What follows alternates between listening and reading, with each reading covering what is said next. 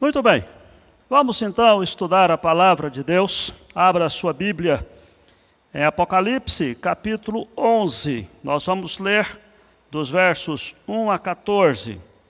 Enquanto você abre a sua Bíblia, quero lembrar que esse é um dos capítulos mais difíceis de Apocalipse, em virtude do autor lançar aqui muitas ideias novas e algumas coisas que na nossa mente nós costumamos olhar as coisas de forma muito literais, e conforme nós vamos aprender no próprio texto, no verso 8, as coisas escritas em Apocalipse são simbólicas. Na linguagem do verso 8, se tem que entender espiritualmente. Mas vamos lá, eu vou ler o texto, você acompanha aí na sua casa. Diz assim, o texto bíblico: foi-me dado um caniço semelhante a uma vara, e também me foi dito: dispõe-te e mede o santuário de Deus, o seu altar e os que nele adoram. Mas deixa de parte o átrio exterior do santuário, e não o meças, porque ele foi dado aos gentios. Estes, por 42 meses, calcarão aos pés a cidade santa. Darei às minhas 2 testemunhas que profetizem por 1260 dias, vestidas de pano de saco. São estas as 2 oliveiras e os 2 candeeiros que se acham em pé diante do Senhor da terra. Se alguém pretende causar-lhes dano, sai fogo da sua boca e devora os inimigos. Sim, se alguém pretender causar-lhes dano, certamente deve morrer. Eles têm autoridade para fechar o céu, para que não chova durante os dias em que profetizarem. Têm autoridade também sobre as águas, para convertê-las em sangue, bem como para ferir a terra com toda sorte de flagelos, tantas vezes quantas quiserem. Quando tiverem então concluído o testemunho que devem dar, a besta que surge do abismo pelejará contra elas, e as vencerá, e matará, e o seu cadáver ficará estirado na praça da grande cidade, que espiritualmente se chama Sodoma e Egito, onde também o seu Senhor foi crucificado. Então muitos dentre os povos, tribos, línguas e nações contemplam os cadáveres das 2 testemunhas por 3 dias e meio, e não permitem que esses cadáveres sejam sepultados. Os que habitam sobre a terra se alegram por causa deles, realizarão festas e enviarão presentes uns aos outros, porquanto esses 2 profetas atormentaram os que moram sobre a terra. Mas depois de 3 dias e meio, um espírito de vida vindo da parte de Deus neles penetrou, e eles se ergueram sobre os pés, e àquele que os viram sobreveio grande medo.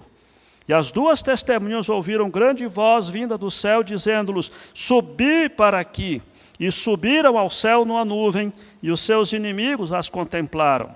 Naquela hora houve grande terremoto, e ruiu a 10ª parte da cidade. E morreram nesse terremoto 7.000 pessoas, ao passo que as outras ficaram sobremodo aterrorizadas, e deram glória ao Deus do céu. Passou o segundo ai, eis que vem, sem demora, o terceiro ai. Vamos orar? Pai, obrigado por podermos estudar esse texto da Tua palavra. Que o Teu Espírito Santo ilumine a nossa mente e o nosso coração para compreender aquilo que aqui está escrito. É a nossa oração, em nome de Jesus. Amém. Muito bem, querido. Já disse que esse texto não é fácil, você percebeu agora que nós o lemos. É um texto difícil. Entretanto, a dificuldade desse texto, ela é vencida quando nós entendemos que Apocalipse é um texto para ser analisado simbolicamente e não literalmente.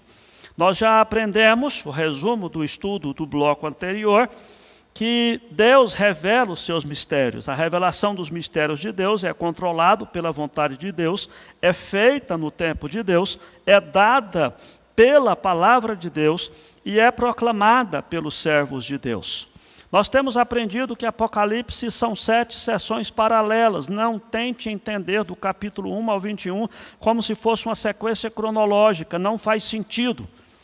Por isso, nós entendemos que das 7 sessões paralelas, nós estamos agora chegando ao final de uma delas.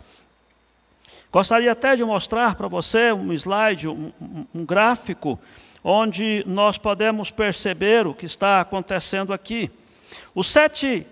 As 7 trombetas, que é o texto que nós estamos olhando, estamos aqui entre a 6ª e a 7ª, são eventos que acontecem paralelamente aos 7 selos. Observe, não é que ele só tirou os 7 selos e começou a tocar as 7 trombetas. São eventos paralelos, eles correm juntos. De tal forma que o primeiro selo e a primeira trombeta falam de eventos normais e simultâneos, ao mesmo tempo. Agora, perceba que quando se abriu os 7 selos, nós aprendemos aqui no capítulo 7 que foi feito um parêntese. Talvez depois você possa rever esses estudos se não estiver lembrando, mas no capítulo 6, finalzinho, o 6º selo, quando termina de falar do 6º selo, o capítulo 7 ele faz 2 parênteses. Um no versículo 1 a 8, quando ele fala dos crentes selados, a segurança do crente, de dizer, olha, pode vir tribulação que for, como está sendo anunciado, mas os crentes estão marcados e selados para a eternidade. E o segundo parêntese que ele faz no capítulo 7, 9 a 17, é para mostrar a visão dos glorificados. Os crentes, como é a vida dos crentes no céu. Certeza que acontecerá isso. Quando chega agora no capítulo 10, ele faz o mesmo processo. Ele fez descrevendo as 7 trombetas, descreveu a primeira, a segunda, a terceira, a quarta, a quinta, a 6ª trombeta. Aí no capítulo 9 até o verso 21 é a 6ª trombeta, esse último bloco. No capítulo 10, o que nós estudamos no estudo anterior, fala sobre um parêntese, mostrando a igreja e a palavra, para mostrar que enquanto acontecem as tribulações, a igreja tem que estar atuante. A igreja não é para ficar escondida na caverna, a igreja não é para se omitir do mundo, mas ela precisa pregar a palavra, proclamar a palavra, porque ela está aqui para isso, a despeito da perseguição. Esse é o primeiro parêntese, aquele que falou que João deveria tomar o livrinho e comer o livrinho, simbolizando aí a interiorização da palavra. E o livro que João viu, que no caso é a palavra de Deus, é doce ao paladar, porque é o evangelho de Cristo, mas é amargo ao estômago, porque não apenas mostra o nosso pecado, mas também mostra os juízos de Deus. Pois bem, agora nós temos, capítulo 11, o segundo parêntese, antes de tocar a 7ª trombeta, que está aí no versículo 15 do capítulo 11. Esse texto que lemos é um segundo parêntese, onde ele faz um resumo da história da igreja. Veja que ele coincide com os 2 parênteses depois dos 7 selos. Por quê? Porque nós precisamos pregar a palavra, capítulo 10, ser perseguido por causa da palavra, até a ponto de ser morto por causa da palavra, mas vamos ressuscitar e vamos para a glória celestial, subir aos céus, que é o parêntese da visão dos glorificados, que foi mostrado depois do 6º selo. Então percebam que agora ele está trazendo aqui um resumo da história. O nosso grande problema é que ele traz um resumo muito compacto, através de muitos simbolismos. E é sobre isso que quero estudar com você agora, os blocos desse capítulo, para que possamos entender esse resumo da história da igreja.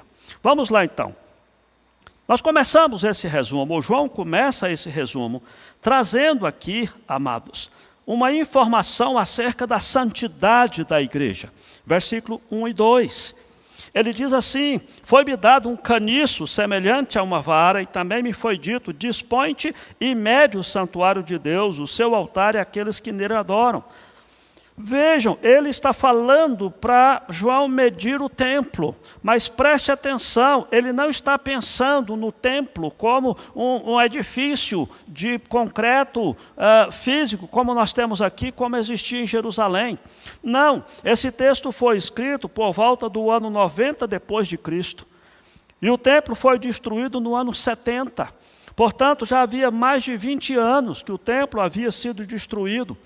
Para ele, para João, para Deus, para Jesus, que está dando essa revelação, ele mostra claramente que o templo é a igreja cristã, é o povo de Deus. E é uma imagem que você tem em várias passagens do Antigo Testamento e do Novo Testamento.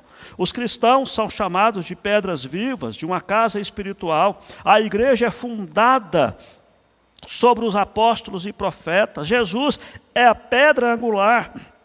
A igreja está crescendo, sendo o novo santo templo de Deus. Portanto, o templo e a cidade santa são metáforas para a comunidade cristã. Ele já havia dito lá no capítulo 3, versículo 12, que, dito isso, ao vencedor, faloei coluna no santuário do meu Deus e daí jamais sairá. É óbvio, amados, os seres humanos, os crentes, são pilares não de um edifício feito de pedra, mas de uma comunidade de pessoas. Então percebam que ele está dizendo aqui que essa medição do templo equivale a selar os crentes. Lembram quando falou dos crentes selados?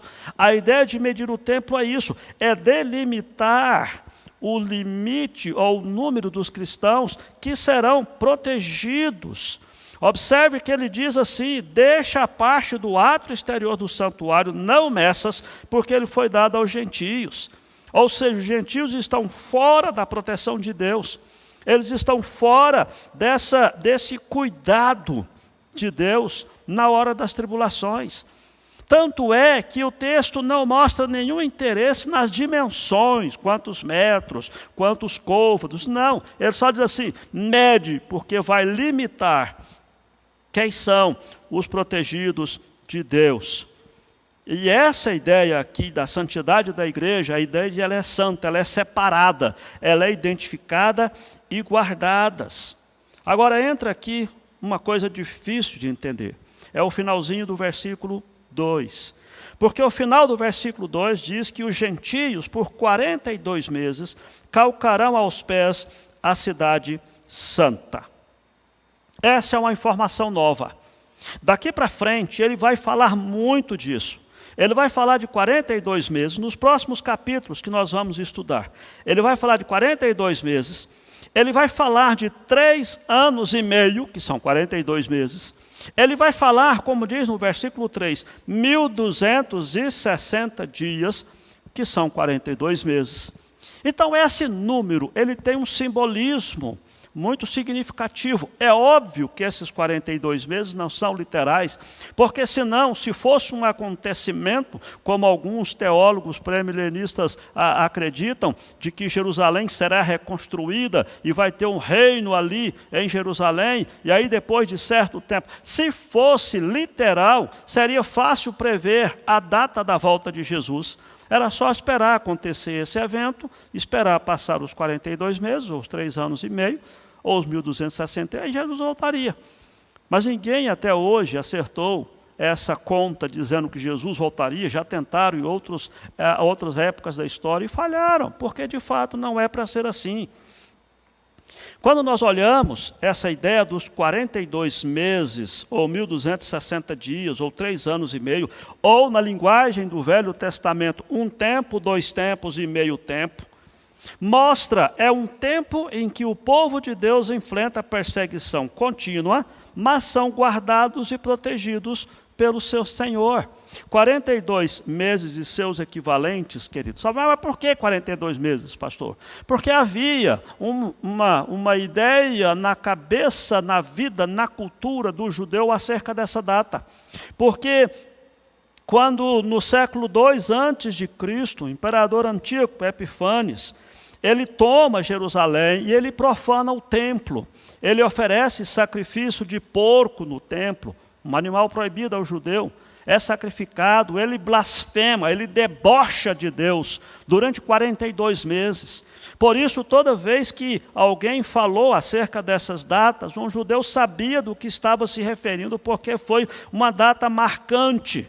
E a ideia é essa, não é delimitar tempo literal, mas um período de tempo em que a igreja é debochada, em que o povo de Deus é profanado, em que a igreja de Deus é perseguida. É por isso que ele fica revezando essas descrições de 42 meses, 1.260 dias, 3 anos e meio. Para nós isso faz pouco sentido, mas para um judeu não, ele sabia do que estava se referindo. É uma questão de forma de dizer. Por exemplo, eu posso dizer para você, se você quiser a minha atenção, eu estiver fazendo alguma coisa, eu dizer assim, um minutinho, por favor. Você sabe que eu não estou querendo 60 segundos do seu tempo, isso é figurado, eu quero dizer, espere um pouquinho, que logo eu te atendo. Pode ser que eu te atenda em 30 segundos, pode ser que eu vou demorar 5 minutos, porque eu estou ocupado, eu preciso terminar o que eu estou fazendo e te pedir um minutinho, é para você me dar um tempo, não é necessariamente para você cronometrar 30 segundos, a partir desses 60 segundos eu te atendo. Então, nós precisamos olhar de que esse período não pode ser entendido literalmente. Mesmo porque, quando Jesus fala do final dos tempos, lá no Novo Testamento, lá em Lucas, capítulo 21, quando Jesus fala da vinda do Filho do Homem, ele diz aí, nos versos 20 a 24, Jesus fala acerca de Jerusalém sitiada. Quando, porém, vir de Jerusalém sitiada de exército, sabei que está próxima a sua devastação. Jesus escreveu isso aqui, falou isso aqui provavelmente no ano 32, 31 do seu ministério, da sua vida. Né? Então diz assim, então os que estiverem na Judéia fujam para os montes, os que se encontrarem dentro da cidade retirem-se, os que estiverem nos campos não entrem nela, porque esses dias são de vingança, para se cumprir o que está escrito. Ai das que estiverem grávidas, das que amamentarem naqueles dias, porque haverá grande aflição na terra e ira contra este povo. Cairão ao fio da espada e serão levados cativos para todas as nações, e até que o tempo dos gentios se completem, Jerusalém será pisada por eles. O tempo dos gentios que Jesus está dizendo aqui é esse período em que a igreja estará sujeita aos gentios, à perseguição dos gentios, ao pisar dos gentios. E é isso que nós olhamos, que o tempo dos gentios começou quando Jerusalém foi destruída. Aliás, faço um pequeno parêntese aqui para alertar os irmãos de que esse texto que nós acabamos de ler em Lucas já se cumpriu no ano 70 depois de Cristo, quando, de fato, o Império Romano destruiu o templo de Jerusalém e esparramou os judeus todos de Jerusalém, esparramou pelo mundo todo e vieram a ser nação de novo só em 1948, depois da Segunda Guerra, que a ONU recompôs o Estado de Israel. Então, esse é um período que nós precisamos lembrar que já aconteceu. Aliás, algumas irmãs já me falaram várias vezes, com medo desse texto, porque estavam grávidas e falavam, pastor, se Jesus voltar enquanto eu estiver grávida, né? O texto está dizendo, ai, que estiverem grávidas. Não, ai das que estavam grávidas no ano 70, quando o templo foi destruído, e esse texto foi cumprido. Porque, de fato, na destruição da cidade, as grávidas ficaram em grande dificuldade em termos de fugir para as montanhas, para os montes. As irmãs que estão grávidas podem curtir a sua gravidez com alegria, porque se Jesus voltar antes de você ganhar o seu nenê, não se preocupe. Será um dia de efusão, será um dia de alegria, um dia de júbilo, com certeza. Então, esses 42 meses, esse período de tempo, é para ser entendido de forma simbólica e não literal. A segunda informação que nós temos sobre a igreja, a história da igreja aqui, toda a história da igreja, o texto fala sobre a unção da igreja. Versos 3 e 4, darei às minhas 2 testemunhas que profetizem por 1.260 dias vestidas de pano de saco. E de novo aqui o tal do 1.260 dias, que são 42 meses. Quando fala acerca da unção, é acerca de mostrar, e ele diz que são as 2 oliveiras, 2 candeeiros que se acham em pé diante do Senhor da terra, é de mostrar que a igreja, ela tem a ação do Espírito Santo sobre elas. Por que 2 testemunhas? Porque a Bíblia fala essa revelação fala apenas de 2 testemunhas. A gente não sabe exatamente porque se limitou a 2 testemunhas. Nós podemos aprender as coisas notáveis que essas testemunhas fazem no versos 5 e 6, que nos relembram alguns personagens que eu tenho certeza que você vai identificar. Quem é na Bíblia que orou e por 3 anos e meio não choveu, como ele diz aqui no verso 6? Elias, lembrou-se? Quem é na Bíblia que transformou água em sangue e fez outros flagelos em nome de Deus? Moisés. Portanto, parece que, pelo que ele está dizendo, ele está falando de Elias e Moisés, que são os 2 personagens que nós encontramos no Novo Testamento, no Monte da Transfiguração, que se encontraram com Jesus e os discípulos viram, Moisés e Elias. Percebam que esses 2 representam o testemunho da igreja como um todo, bem como a segurança desse testemunho, uma vez que a Bíblia mesmo diz que o testemunho de 2 pessoas é verdadeiro, João 8,17. Então essas 2 testemunhas, elas representam a comunidade de cristãos fiéis. Por que ele mudou de 42 meses para 1.260 dias aqui no verso 3?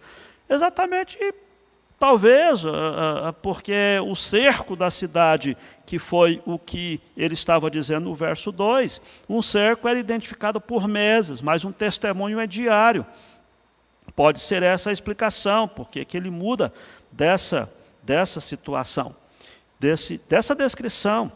Então, a ameaça da comunidade ser dominada pelo mundo não cristão não significa que os fiéis se retirem.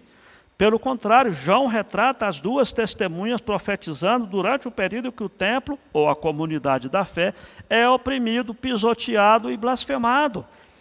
Eles estão usando pano de saco porque indica que eles estão chamando as pessoas para o arrependimento. Vejam que no capítulo 9, no finalzinho do capítulo 9, quando fala da 6ª trombeta, no verso 20, ele faz aqui uma reclamação. Os outros homens, aqueles que não foram mortos por esses flagelos, não se arrependeram das obras das suas mãos.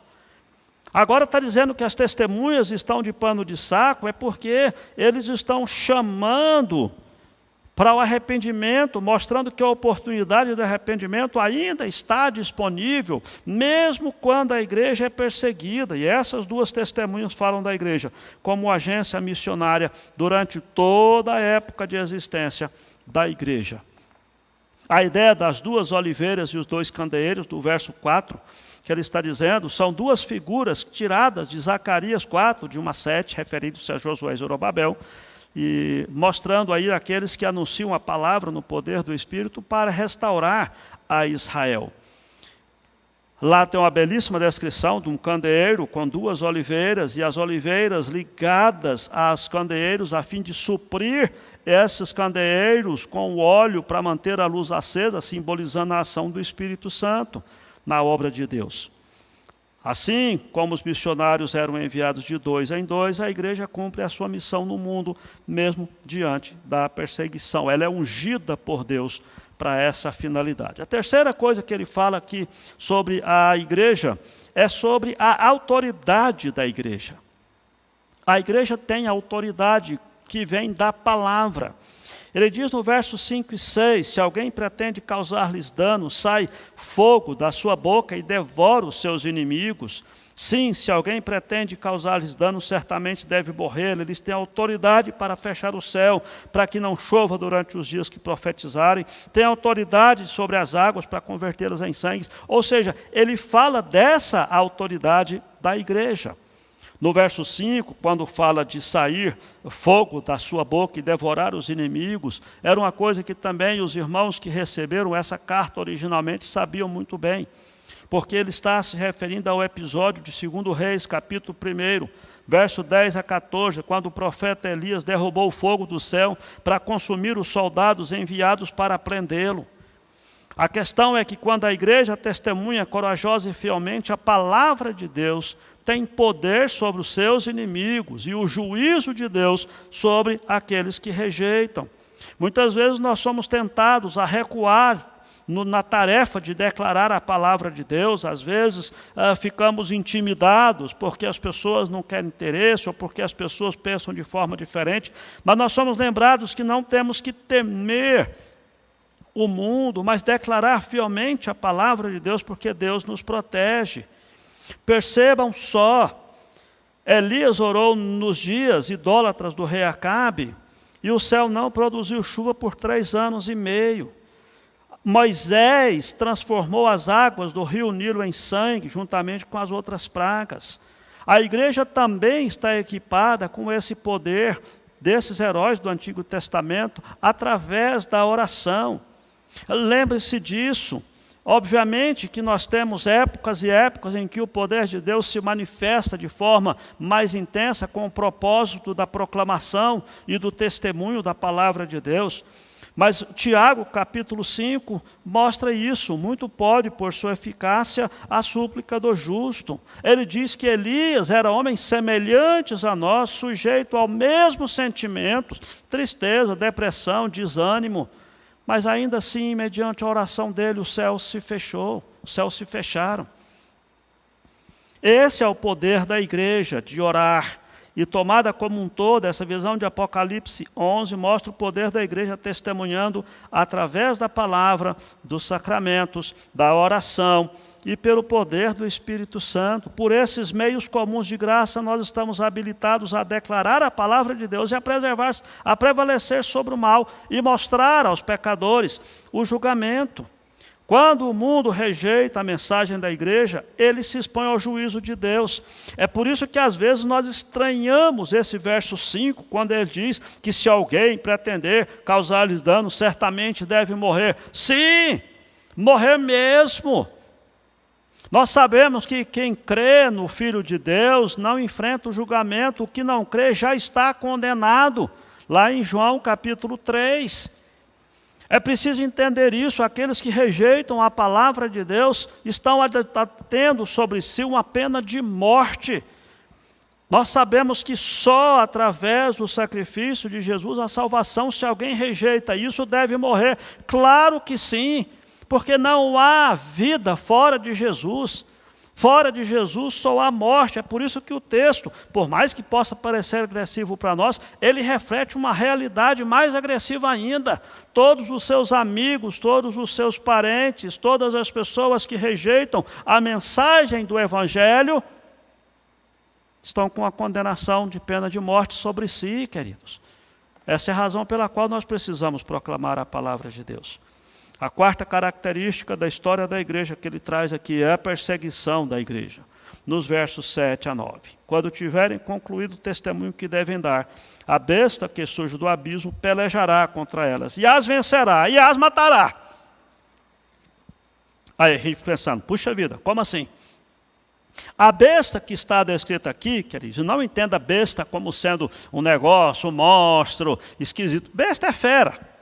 Tanto é que as descrições que nós temos em Daniel capítulo 7, quando fala acerca dos impérios que surgiriam na história, cada um representado por uma fera mortal, por um animal do campo, um animal selvagem. É essa a ideia de besta.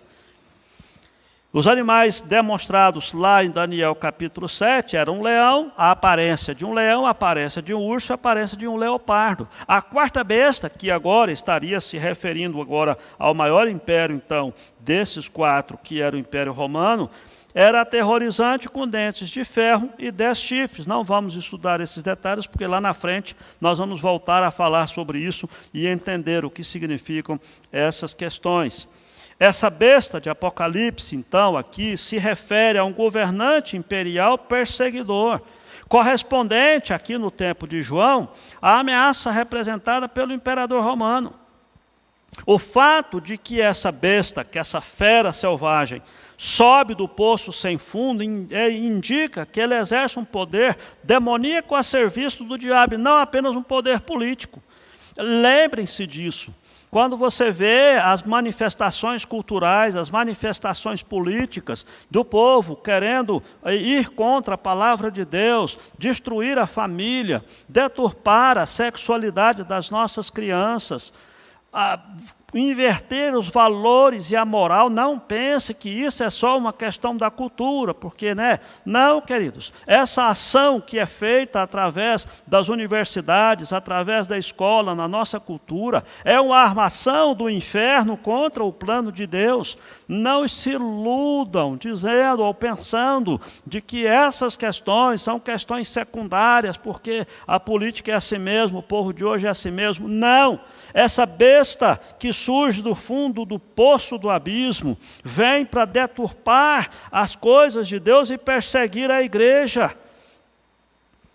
Até recentemente tivemos uma invasão de uma igreja católica no meio de um culto, atrapalhando algo absolutamente repulsivo e repugnante. Isso é coisa do inferno, queridos. Não entendam que isso é movimento político, porque o vereador de tal partido, não sei o que lá, isso é coisa do diabo, para deturpar, para perverter tudo que se pareça com Deus. Vejam, quando nós olhamos isso, Paulo descreveu sobre o aparecimento de um iníquo antes do retorno de Cristo para afligir a igreja e enganar as nações, segundo Tessalonicenses 2. João, no entanto, mostra que essa é uma realidade presente para os seus leitores no século I e que se prolonga durante toda a história da igreja. É óbvio que no final dos tempos, certamente tomará uma forma mais potente, a mais próxima da volta de Jesus. E ele usa aqui 3 imagens bíblicas. Ele fala sobre o assassinato das testemunhas, que é a oposição satânica do Evangelho ao longo do tempo que nós estamos vivendo, e ele vai mostrar isso nos próximos capítulos, nós vamos estudar. Mas ele usa 3 imagens aqui no verso 8. Primeiro, Sodoma, que representa as abominações sexuais perversas e o pecado da idolatria.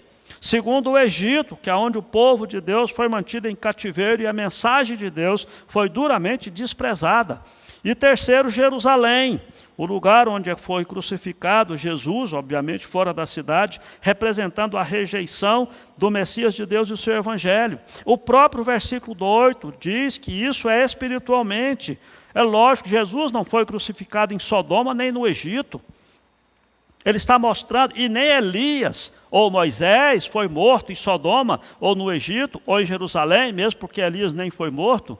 Então percebam que quando nós olhamos essa descrição, é simbolicamente, não é literalmente, é de forma espiritual. Não é para representar um lugar no mundo, mas em qualquer lugar do mundo onde a sensualidade, a perseguição violenta, a falta de religião, a oposição ao Evangelho apareçam. Essa é a ideia. Essa combinação de Sodoma, Egito e Jerusalém é a estrutura mundial de incredulidade e desafio contra Deus. De uma forma agressiva, a ponto de matar os servos de Deus. E segundo diz o verso 9, de nem permitir vamos dizer assim, um enterro decente aos crentes mortos. Essa é a ideia implícita aqui de que as nações, muitos de entre os povos, tribos, línguas, nações, contemplam os cadáveres das 2 testemunhas por 3 dias e meio. A ideia de 3 dias e meio, e de novo a simbologia, é a ideia de um tempo limitado, definido, quando Deus permitirá que seu povo seja massacrado, e às vezes até mortos por causa do testemunho, mas esse tempo vai acabar. Mas de uma forma, de uma agressiva muito grande. Nós precisamos lembrar de que a nossa vingança só vem mais tarde, quando no final de tudo seremos ressuscitados e subiremos aos céus, como foi com o nosso Jesus. A 5ª característica da história da igreja está no verso 10, que é a pregação perturbadora da igreja. Os que habitam sobre a terra se alegram por causa deles, por causa das testemunhas que foram mortas. Realizarão festas e enviarão presentes uns aos outros, porquanto esses 2 profetas atormentaram os que moram sobre a terra. Quando eu vejo isso, eu fico pensando, será que a gente não tem aqui uma descrição do Natal, de tanta gente que comemora a festa, manda presente uns aos outros, mas não celebra absolutamente nada de Deus, nem do Filho de Deus? Esse é outro assunto, deixa para lá. Vamos voltar à perturbação que a igreja traz. A alegria do mundo com a aparente derrota das testemunhas da igreja é por causa da mensagem que a igreja traz. Amados, preste atenção, nós atormentamos o mundo pela mensagem que nós anunciamos, vivemos e pregamos contra a cultura vigente na sociedade. Lembre-se disso, a igreja é inimiga do mundo, ela tem uma mensagem doce ao paladar, mas amarga, porque mostra os juízos de Deus. Onde quer que você esteja, você incomoda as pessoas. É por isso que tanta gente tenta provar que Deus não existe. Para que essa insistência? Para que essa birra? Tem que provar que Deus não existe. Você vê nas redes sociais as pessoas discutindo, falando, filosofando, porque de fato... Ora, para que essa birra? Para provar que uma coisa que não existe, não existe. Na linguagem, na visão deles. Exatamente porque a ideia da existência de Deus joga na cara do ser humano o juízo e a condenação de Deus. Quando nós proclamamos o Evangelho, nós ressaltamos isso. A igreja se torna discordante e isso enfurece o mundo. Agora, quando a nossa vida, a nossa mensagem não perturba ninguém, gente, então tem alguma coisa errada com a nossa vida e com a pregação da mensagem. Paulo diz que todos quantos querem viver piedosamente em Cristo Jesus serão perseguidos. Se ninguém discorda de você, se você é uma pessoa legalzinha, se ninguém reclama de você ser crente, cuidado, pode ser que a sua fé precise ser revista. E por último, versículo 11 a 13 fala sobre a vitória segura da igreja. Depois dos 3 dias e meio, ou seja, quando terminar o tempo que Deus estabeleceu, não olhe isso como sendo tempo literal, um espírito de vida vindo da parte de Deus neles penetrou, e eles se ergueram sobre os pés, e àqueles que os viram sobreveio grande medo, e as 2 testemunhas ouviram grande voz vinda do céu, dizendo: subi para aqui, e subir ao céu numa nuvem, os seus inimigos a contemplaram. Preste atenção, é a vitória certa e segura da igreja. É o testemunho dos fiéis para o mundo, da sua última vingança através da ressurreição dos mortos. Obviamente que os irmãos que leram essa carta a primeira vez, assim como nós lemos agora, não tem como não lembrar de Ezequiel 37, o vale de ossos secos, do Espírito que levantou aquele exército, mas naquela visão de Ezequiel 37, o exército voltou a ser exército, as pessoas voltaram a ser alma vivente. Aqui é mais do que isso. Diz que o Espírito entra, ressuscita os mortos dos crentes, e os crentes mortos, e levam esses crentes para o céu, e todo olho verá, os inimigos o verão. Portanto, aqui temos a representação simbólica da ressurreição de todos os fiéis. Lembre-se que esse texto está acontecendo entre a 6ª e a 7ª trombeta. Portanto, chegando à 7ª trombeta, que é o próximo estudo, se aproxima o retorno de Cristo à reunião dos santos. O verso seguinte diz que a alegria do mundo transforma-se rapidamente em grande temor. A terra está tremendo, um terremoto, o mesmo quadro de Apocalipse 6:12.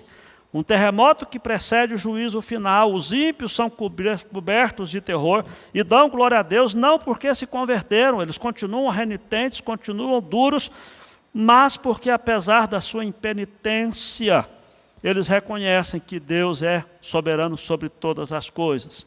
Mas ainda assim continua rejeitando o testemunho da igreja e matou os fiéis da igreja.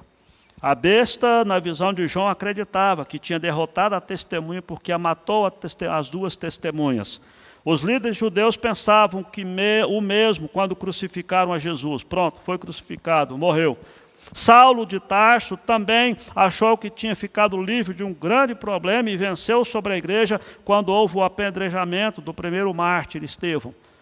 Mas os irmãos conhecem a história, que assim como Jesus, assim como a igreja, a crucificação é seguida por uma ressurreição através do poder de Deus.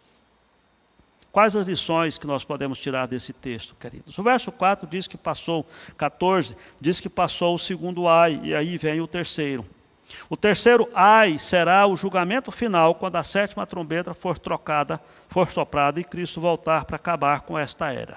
Antes que chegue esse julgamento final, essa calamidade sobre os inimigos de Deus significará a bênção contínua do testemunho da igreja, porque Deus preserva os seus fiéis, a fim de que os pecadores possam ser salvos.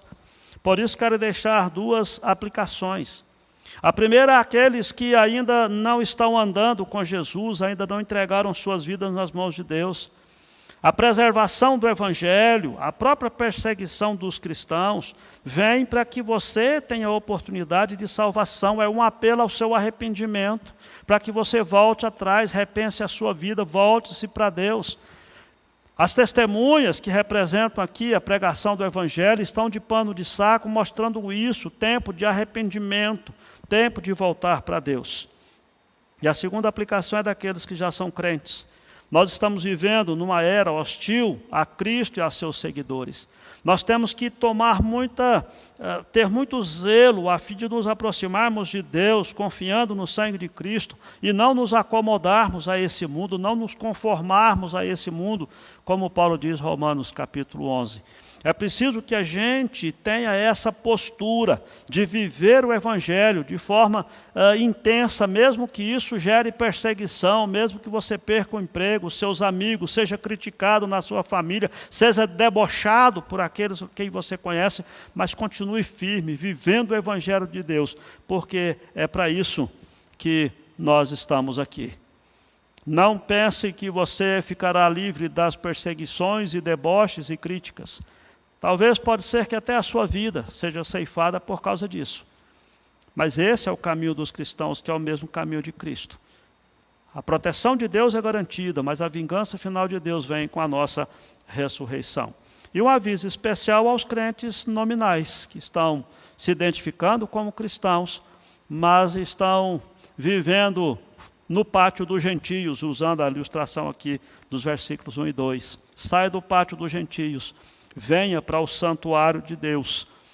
Largue a sua vida de conformidade com o mundo e consagre mais sua vida a Deus, porque é nesse lugar ali, onde foi medido o santuário de Deus, é que estão aqueles protegidos pelo sangue do Cordeiro. Vamos orar. Pai, obrigado pela oportunidade que o Senhor nos dá de estudar esse texto. E nós queremos pedir que o Senhor aplique essa palavra ao nosso coração. Que aqueles que estão participando, ouvindo, tomando conhecimento desse estudo aí pelas redes sociais, possam olhar para Jesus e confiar nele para a sua salvação, possam ter um coração quebrantado aos pés do Senhor, possam voltar para o Senhor, e que aqueles de nós que já somos cristãos, já somos seguidores de Jesus, possamos também consagrar a nossa vida, deixar de lado a nossa conformidade com o mundo e passarmos a viver de acordo com a Tua palavra. É a nossa oração, clamando que o Senhor aplique essa palavra ao nosso coração, em nome de Jesus. Amém. Deus abençoe a sua vida. Até o nosso próximo estudo. Olá, que bom ter você por aqui. E aí, gostou do vídeo? Então não se esqueça de se inscrever no nosso canal, ativar o sininho para receber as notificações dos outros vídeos que virão, curtir esse vídeo e principalmente, é claro, compartilhar ele com as pessoas que você ama, para que elas também sejam edificadas e abençoadas por essa mensagem. Nos siga também nas outras redes sociais que estão aparecendo aí na sua tela, para você poder acompanhar melhor os nossos horários e as nossas programações. Tá bom? Que Deus abençoe sua vida e até o próximo vídeo.